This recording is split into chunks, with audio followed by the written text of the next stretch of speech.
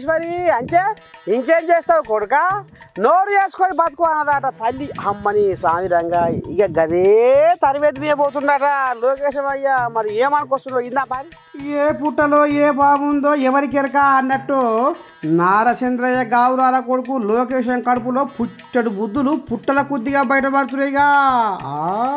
జగన్ మీద రామసక్కని పిచ్చ కథ ముంగటేసుకుండు ఇందా పారి నిన్న ఇంకొక వింత జరిగింది తల్లి ఆ మీటింగ్ లో చాలా వింత మంచి ఎండలు తల్లి మంచి ఎండల్లో మీటింగ్ జరిగింది అంటే సన్లైట్ బాగుండే ఆ మీటింగ్ లో సైకో జగన్ వాళ్ళ కార్యకర్తలు ఫోన్ తీసి ఫ్లాష్ లైట్ ఆన్ చేయమన్నాడు మంచి ఎండల్లో ఫ్లాష్ లైట్ ఆన్ చేయమన్నాడు టార్చ్ లైట్ ఆన్ చేయమన్నాడు వాళ్ళ కార్యకర్తలు ఒకరి మొహం ఒకరు చూసుకుని అరే మన వాడికి రే చీకటి ఏమైనా ఉందా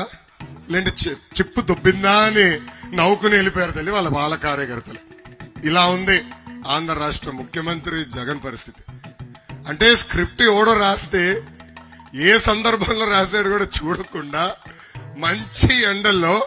ఫోన్ తీసి టార్చ్ లైట్లు ఆన్ చేయమంటున్నాడు ఇలా ఉంది మన సైకో జగన్ పరిస్థితి అబ్బో ఐశ్వర్య దేవత అలంలో ఉన్నట్టు లోకేశం గలంలో ఏం సామెతలు ఏం శాస్త్రాలు పుట్టుకొస్తున్నాయి ఏముందో అని